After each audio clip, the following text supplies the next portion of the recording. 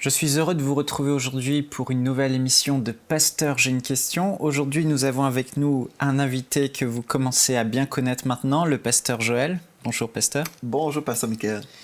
Alors aujourd'hui, on va répondre à une question très délicate, très controversée dans le corps de Christ, du frère Samuel qui nous écrit de France. La doctrine de la prospérité est-elle biblique ? Dieu veut-il que les chrétiens prospèrent financièrement?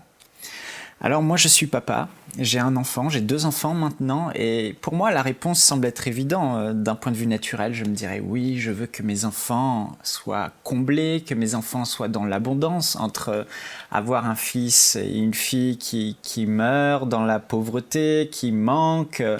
Je voudrais qu'ils soient pourvus en toutes choses parce que je suis un bon père et j'aime mes enfants et je veux vraiment qu'ils soient bénis. Mais pourtant, la question ne semble pas être si évidente. La réponse ne semble pas être si évidente. De nombreuses dénominations, de grandes dénominations, s'opposent aujourd'hui de manière très violente à ce qu'ils appellent la doctrine de la prospérité ou encore l'évangile de la prospérité. Et nous allons voir avec le pasteur Joël ce qu'il en est bibliquement, parce que ce qui compte pour nous, c'est ce que la parole de Dieu dit.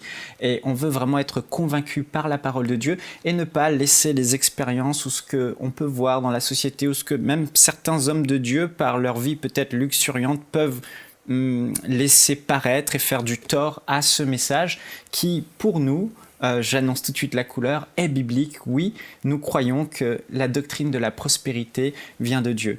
Alors, pasteur Joël, j'ai un peu commencé à répondre en disant un oui catégorique, mais est-ce que tu confirmes, est-ce que Dieu veut que ses enfants soient dans l'abondance financièrement ou pas? Est-ce que la prospérité financière est de Dieu? Bien, moi, je crois que la question est bonne et la réponse aussi, évidemment. C'est que c'est certain que le cœur de Dieu pour ses enfants, c'est que ses enfants puissent aller de gloire en gloire et ça à tous les niveaux. Et je pense qu'il y a beaucoup de confusion concernant la prospérité. En fait, moi, je change le mot si j'enseigne sur la prospérité parce que je réalise que les gens ne saisissent pas vraiment le sens. Et souvent, on dit « Ah, bien, c'est un message américain, par exemple. Bon, ici, on est en Amérique du Nord et puis, bon, c'est sûr, on a peut-être été influencé par les Américains, mais on peut recevoir des bonnes choses, certainement. Mais quand on comprend la doctrine, on réalise que l'origine n'est pas américaine, mais c'est tout à fait biblique. Et je crois que dans le peuple francophone, on a encore plus de difficultés à croire dans ce message-là parce que dans nos Bibles, comme par exemple dans la Bible Louis II, à chaque fois qu'on retrouve le mot paix, ou en anglais, on lirait le mot prosperity, en français, dans notre Bible, c'est écrit le mot paix. C'est le mot shalom. Donc, on lit pratiquement jamais le mot prospérité ou prospérer dans notre Bible francophone. Oui, on retrouve quand même le mot, mais si on lit notre Bible en français uniquement, bien finalement, on manque une dimension. Dans le monde anglophone, comme moi, j'ai toujours fait mes études dans le monde anglophone et l'école biblique aussi en anglais, le mot prosperity est là, est tout à fait biblique. Bon, là, il faut se poser la question, est-ce que les gens font du mal ou est-ce qu'ils vont tordre des fois le sens de la prospérité biblique? Oui, ça l'arrive certainement. Mais je pense que c'est vraiment un signe d'immaturité pour nous dire, non, c'est complètement anti-biblique. C'est vraiment de faire violence aux Écritures parce que s'il y a une doctrine qui existe, à quelque part dans la Bible, on retrouve des versets qui en parlent, n'est-ce pas? Ça fait du sens. Donc, s'il y a des gens qui parlent beaucoup de prospérité, à quelque part dans la Bible, on parle de prospérité. Mais là, si on définit la prospérité ne veut pas dire argent. Et c'est ça où on a fait fausse route. Donc, la prospérité, c'est le mot shalom, qui veut dire rien de manquant ni rien de brisé. Donc, en Christ, dans notre salut en Christ, nous sommes prospères. Ça veut dire qu'il n'y a rien de manquant en Christ, ni rien de brisé en lui. Ça, c'est notre position parfaite en Christ. Si je suis sauvé, bien en Christ, j'ai un héritage et je suis devenu co-héritier avec Christ. En Christ, il n'y a pas de maladie. En Christ, il n'y a plus la malédiction de la pauvreté. En Christ, tout est parfait. Amen. Bon, ça, c'est ma position en Christ, mais la manifestation, bien, c'est autre chose. Il y a des gens qui vont aimer l'argent et puis ne vivront jamais la prospérité financière ou la provision divine. Moi, je parle souvent de la provision divine quand je parle de la prospérité financière parce que les gens ont tellement de préjugés. On dit prospérité et tout d'un coup, oh, Je cesse de t'écouter parce que toi, tu as été influencé par un courant satanique. Et puis, il y a toutes sortes de pensées comme ça. Dans la tête des gens, prospérité, c'est grosses voitures, grosses maisons, alors que c'est pas ça. Comme tu le disais, le mot prospérité, rien de manquant, rien de brisé. Est-ce qu'on pourrait dire que la prospérité, c'est avoir ses besoins pourvus et en avoir un peu plus pour pourvoir aux besoins des autres? Exactement. Quelqu'un qui me dirait, et puis c'est arrivé à plusieurs reprises, les gens vont me dire, ah bien moi, ce qui compte pour moi, là, c'est d'avoir suffisamment d'argent pour ma famille. Mais les gens s'imaginent être humbles et raisonnables. Mais en fait, ces gens-là sont égoïstes parce qu'ils pensent à eux-mêmes, leur famille. Mais votre voisin qui a besoin d'aide, si vous êtes toujours pauvre et vous vivez dans la malédiction de la pauvreté, selon Deutéronome 28, si vous marchez dans la pauvreté, c'est difficile pour vous d'aider votre prochain. C'est difficile d'aider votre église locale aussi, parce que sûrement votre église a des projets. Par exemple, je comprends cette compréhension, en tout cas, je comprends cette doctrine de la prospérité comme étant simplement des gens qui veulent promouvoir le cœur de Dieu. Tout simplement. C'est-à-dire que si je comprends que l'Évangile du Seigneur Jésus, que Jésus sauve, Jésus remplit du Saint-Esprit, Jésus guérit. Si je crois dans ce message, je veux que tous entendent parler de Jésus comme ça. Mais on réalise qu'on doit financer la proclamation de l'Évangile. Donc, c'est qui veut vraiment qu'on soit pauvre et qu'on mette de côté le message de la provision financière venant de Dieu? Bien, je crois que le diable veut garder l'Église pauvre pour qu'on puisse être empêché justement d'aller de l'avant là-dedans. Amen. Tu as dit que la pauvreté, c'est une malédiction, selon la Bible. Oui. On voit que beaucoup de chrétiens, parce qu'ils manquent d'enseignement peut-être, ou qu'ils ont vécu des mauvaises expériences, ou qu'ils ont vu des mauvais modèles, ont cette mentalité qu'on pourrait, entre guillemets, dire de pauvreté, c'est-à-dire que être chrétien, c'est ne pas être dans l'abondance, c'est avoir le minimum. Est-ce que tu peux nous montrer pourquoi dans la Bible, la pauvreté est considérée comme une malédiction? On pourrait avoir plusieurs versets, je vais en lire, mais juste avant, là, ce que tu dis, la notion que la pauvreté, c'est la sainteté, là, on entend beaucoup parler de ça, surtout ici au Québec, où il y a eu une église qui a prêché le vœu de la pauvreté. Mais on voit qu'il y a beaucoup d'hypocrisie là-dedans, parce que certaines personnes sont pauvres dans l'Église et d'autres sont très, très riches. Donc, le vœu de la pauvreté, c'est aucunement dans la parole de Dieu. Mais si on revient à la parole de Dieu, comme tu nous invites à faire, dans 2 Corinthiens 8, verset 9, ici, on voit un texte, je vais lire dans Louis II et ensuite dans la Bible du Sommeur. Ça dit, « Quand vous connaissez la grâce de notre Seigneur Jésus-Christ, qui pour vous s'est fait pauvre, de riche qu'il était, afin que par sa pauvreté, vous fussiez enrichis. » On lit ça dans Louis II, et puis on dit, bon, les traducteurs ont choisi le mot « enrichi ». C'est peut-être spirituel. Oui, c'est peut-être spirituel. Et encore là, enrichi, ça passe mieux, c'est plus facile à croire parce qu'on peut être enrichi un peu. On peut aller de pauvreté et enrichir un petit peu.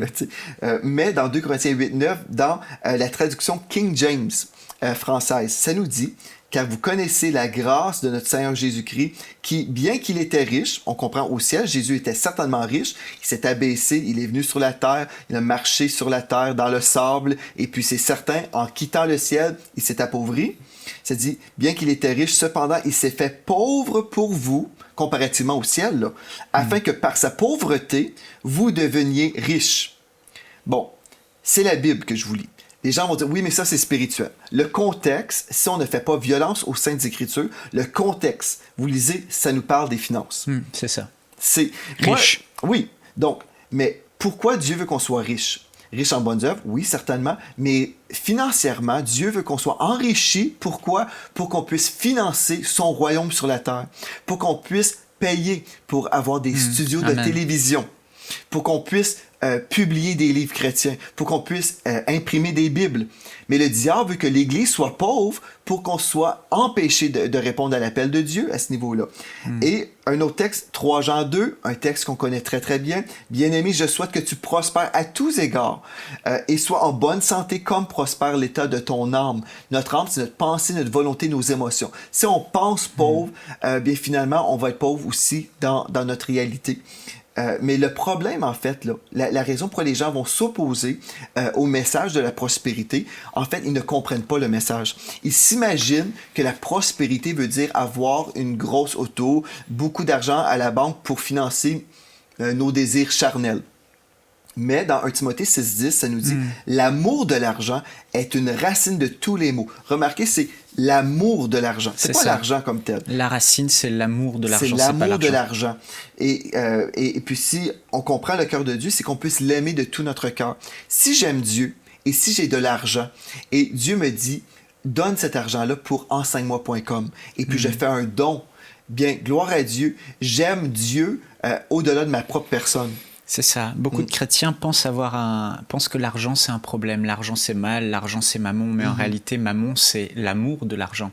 Et l'argent, quelqu'un a dit, est un très bon serviteur, mais un mauvais maître. Mais on peut faire effectivement que l'argent soit un serviteur pour le royaume de Dieu. Oui. Et je crois que beaucoup de dénominations, effectivement, comme tu l'as dit, sont opposées à cette doctrine de prospérité, comme ils l'appellent, parce qu'en fait, certains qui peut-être ont prêché ce message, ont exposé une vie un peu trop luxueuse et du coup ça a créé une mauvaise connotation au message de la prospérité. Mais en réalité, quand on regarde la vie de Jésus, Jésus était prospère, Jésus a eu de l'or à sa naissance, Jésus nourrissait 12 hommes, mais on n'a pas l'impression qu'il était prospère parce qu'en fait, tout ce qu'il avait, il le donnait pour le royaume de Dieu. Donc, il n'investissait pas dans des propres richesses. Mais pourtant, il était prospère.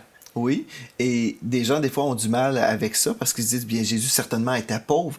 Mais imaginez le peuple juif. Croyez-vous que les gens qu'il reconnaissaient comme étant le Messie pouvaient s'imaginer que Dieu enverrait un pauvre Messie? J'ai du mal à croire ça. Et puis, quelqu'un qui est très, très pauvre, bien, avez-vous besoin d'un trésorier? Judas était le trésorier du Seigneur Jésus et puis il était constamment en train de voler de l'argent et puis ça paraissait pas trop. Donc, s'il y avait seulement $2, ça paraîtrait, n'est-ce pas? Donc, on voit, Jésus avait, comme tu dis aussi, il prenait soin de 12 hommes, là, en fait, là, pour cette mission-là. Donc, il y avait des revenus, il y avait des donateurs aussi dans son ministère. On sait, Jésus, son cœur, c'était de sauver les hommes, c'était pas de venir se bâtir un château. Ceci dit, est-ce que Dieu veut qu'on soit pauvre et dans la rue? Les gens ont même prêché, en fait, que Jésus, c'est un sans-abri. La tradition des hommes vient nous voler. Alors, on a dit, bien, Jésus, c'est un sans-abri, et puis, finalement, il demeurait dans la rue, il n'y avait aucune place où il pouvait dormir.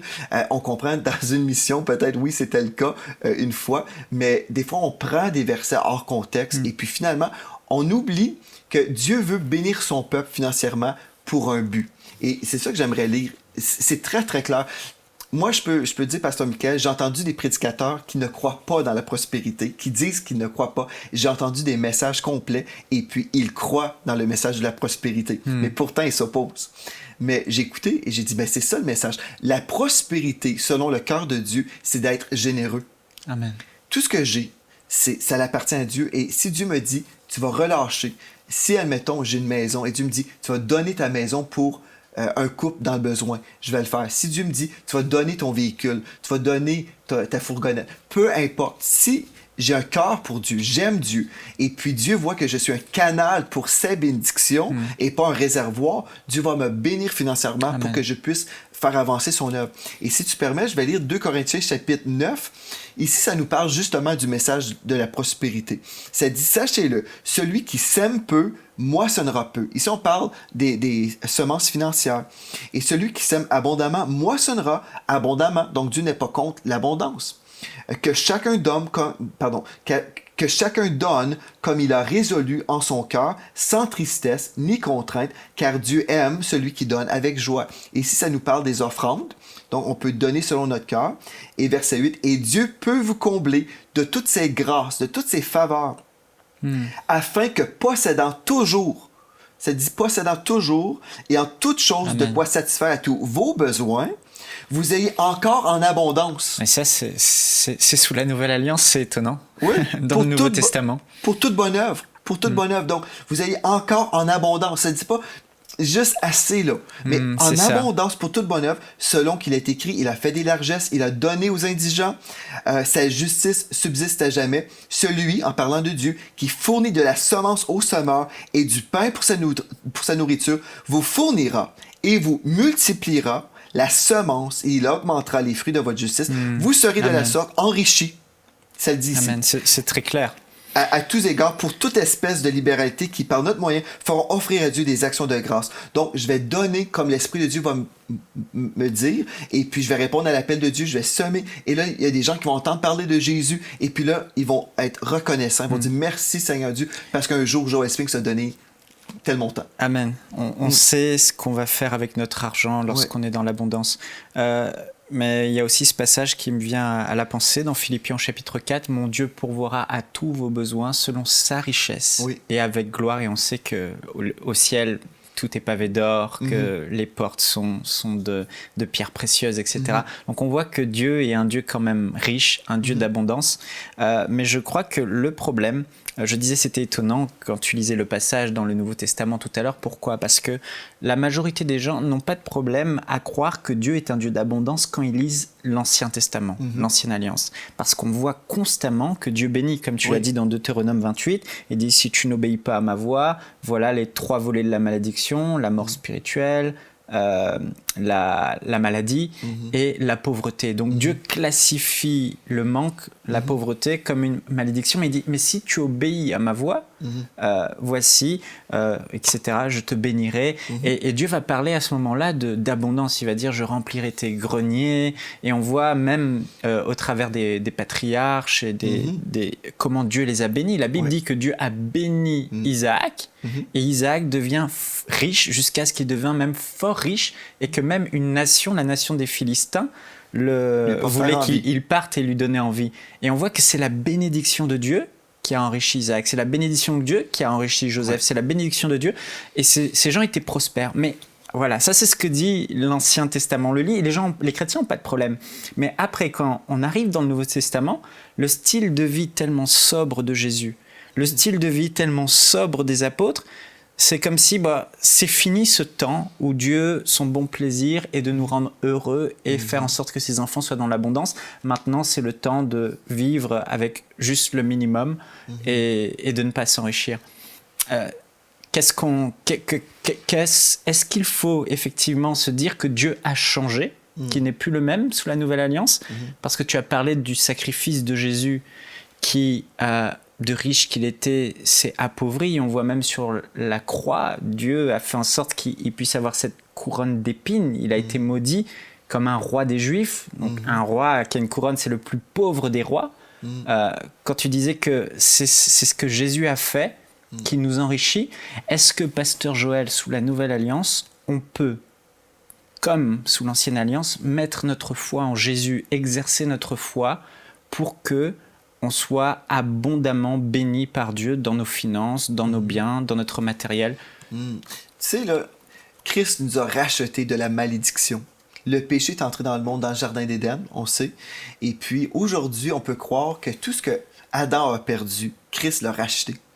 Donc, la maladie est entrée, on sait aussi par le péché, la pauvreté, toutes ces choses-là. Mais Christ, quand Jésus est venu, il nous a totalement délivrés des œuvres de Satan. Et puis Satan veut nous rendre pauvres, il veut nous rendre malades, déprimés. Mais Christ a été victorieux sur l'œuvre de l'ennemi.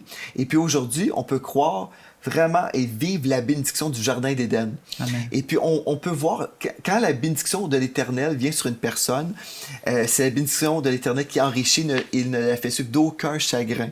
Donc, je peux croire dans cette bénédiction qui se manifeste dans ma vie.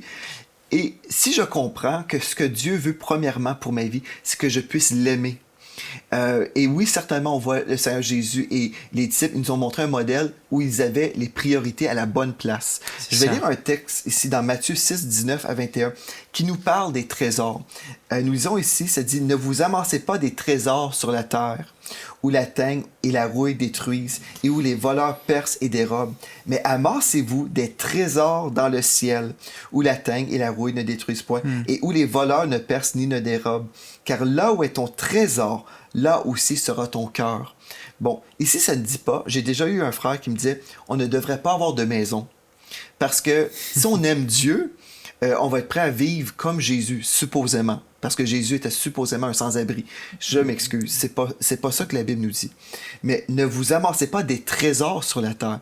Il y a une différence entre des propriétés et des trésors. Si pour moi, je travaille pour ma maison et ma vie, là, je travaille, tout ce que je fais, c'est pour avoir une belle maison et cette maison, c'est mon trésor. Bien, j'ai un problème. Et c'est ça que Dieu ne veut pas. C'est ça que le Seigneur Jésus disait ici. Dans Matthieu 22, 37, ça dit, Jésus lui répondit, tu aimeras le Seigneur ton Dieu de tout ton cœur, de toute ton âme et de toute ta pensée. Donc, je devrais aimer Dieu de tout mon cœur. Et si mon véhicule, c'est mon trésor, j'ai un problème. Si j'aime l'argent, j'ai un problème. Mais ça, c'est dit, on peut être très, très pauvre et aimer l'argent aussi. On peut être pauvre et aimer l'argent. Donc, le problème, c'est vraiment notre rapport par rapport à l'argent et notre cœur qui s'attache à l'argent. Le problème, ce n'est pas l'argent. Non. Et on nous cite souvent, quand on parle de prospérité ou de pauvreté ou de bénédiction financière, Matthieu 19, 21, où c'est ce jeune homme riche, qui était très riche, qui est venu vers Jésus, et il lui dit, Jésus va lui répondre, si tu veux être parfait, va, vends ce que tu possèdes, donne-le aux pauvres, et tu auras un trésor dans le ciel, puis viens et suis-moi. Alors souvent, les chrétiens se disent, mais Jésus a dit à cet homme qui était riche de tout abandonner. Donc aujourd'hui, ce que Dieu veut, c'est qu'on abandonne tout, encore comme les apôtres, les disciples, les premiers disciples qui vendaient leurs champs et qui mettaient tout aux pieds des apôtres. Donc en gros, les gens pensent qu'effectivement, Jésus a dit à cet homme qui était riche de vendre tout ce qu'il possédait, donc c'est ce qu'on doit faire. Qu'est-ce qu'on pourrait dire par rapport à ça? Donc, on continue dans notre lecture, tout simplement. Le verset 22, ça dit, après avoir entendu ces paroles, le jeune homme s'en alla tout triste, car il avait de grands biens. En fait, cet homme-là aimait ses biens. Et ce que Jésus recherchait, c'était son cœur. C'est toujours... On peut prendre tellement de versets hors contexte, mais sérieusement, et honnêtement, franchement, si on prend la Bible, moi, j'arrive pas à comprendre comment les gens peuvent, avec toute honnêteté, dire que la Bible n'enseigne pas la prospérité. Honnêtement, je comprends pas. C'est compliqué.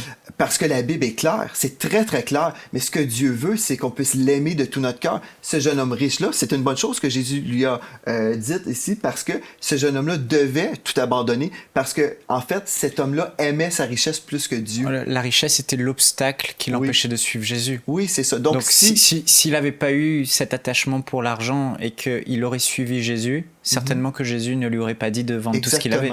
Exactement. Et on doit faire attention dans notre interprétation de la parole de Dieu.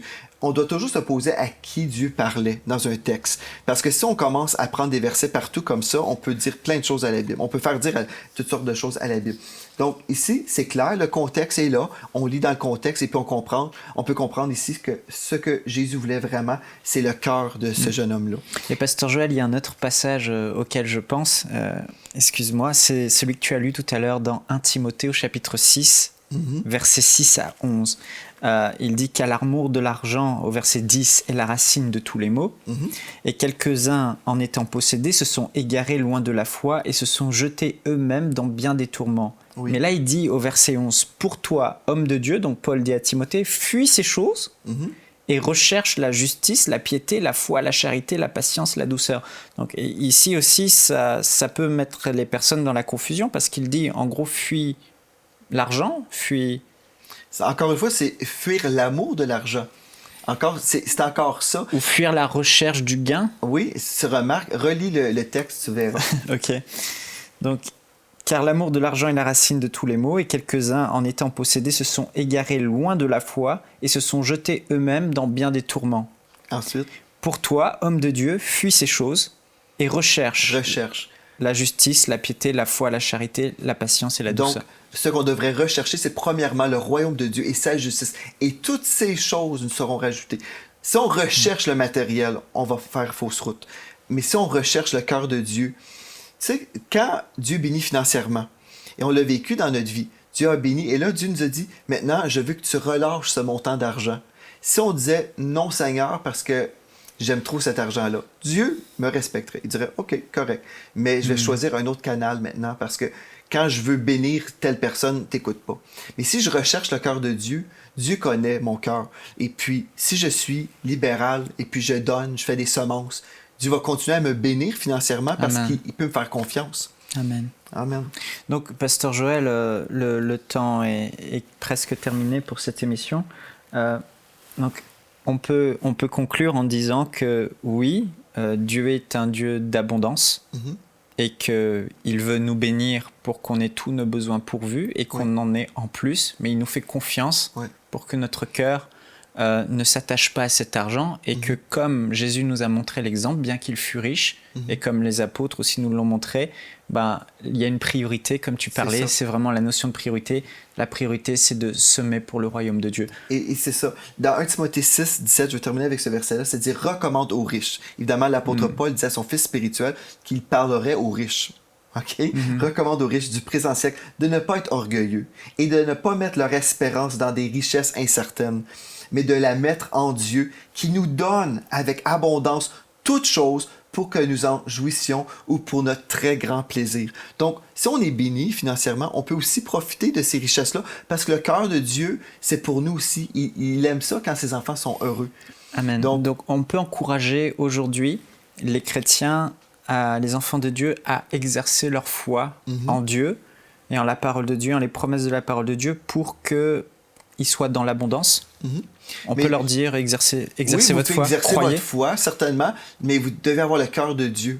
Parce que Dieu connaît votre cœur. Si vous dites, j'exerce ma foi, puis je décrète la parole de Dieu, mais dans le fin fond de votre pensée, c'est que je veux avoir telle maison, je veux avoir ci, je veux avoir ça, ça risque de ne pas fonctionner. C'est pour notre ventre, c'est pas ça. bon. Mais si vous travaillez pour le royaume de Dieu, vous êtes là, vous voulez voir le royaume de Dieu avancer, et aussi vous allez bénéficier parce que Dieu connaît votre cœur. Mais c'est vraiment une question de cœur, une question de générosité. Le message de la prospérité, c'est d'être généreux. Amen.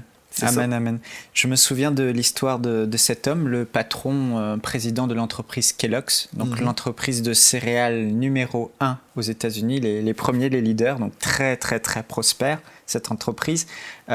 Cet homme avait une entreprise de farine avant et l'entreprise ne fonctionnait pas et ne marchait pas.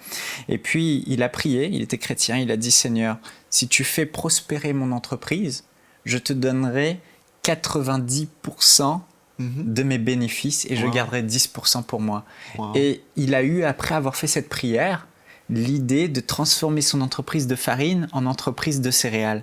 Et Dieu, on voit que Dieu a répondu à sa prière et l'a béni au point que c'est devenu l'entreprise numéro 1 de céréales aux États-Unis et peut-être même dans le monde aujourd'hui. Et ce qui est étonnant de voir, c'est que Dieu a vu le cœur de cet homme, il l'a béni, mais cet homme a donné 90% des bénéfices de l'entreprise au royaume de Dieu. Et ça a permis au royaume de Dieu d'avancer. Je ne sais pas, Pasteur Joël, pour conclure cette émission, il nous reste 30 secondes si tu veux adresser un dernier mot aux auditeurs. Soyez richement bénis, et je le dis avec confiance, c'est le cœur de Dieu pour vous. Je veux m'opposer à cette malédiction de pauvreté au nom de Jésus. Soyez bénis, recevez la bénédiction de Dieu dans vos vies. Et étudiez la parole de Dieu. Allez chercher les versets concernant la prospérité financière, concernant la provision de Dieu, tout simplement. Et vous verrez vraiment que le Seigneur va vous bénir si vous avez un cœur intègre, un cœur amoureux du Seigneur Jésus. Donc, soyez richement bénis. Soyez bénis, on vous dit à bientôt. Nous espérons que cette émission vous a bénis. Si vous aussi vous avez une question biblique sans réponse, envoyez-la nous par email à pasteurj'ainunequestion@enseigne-moi.com.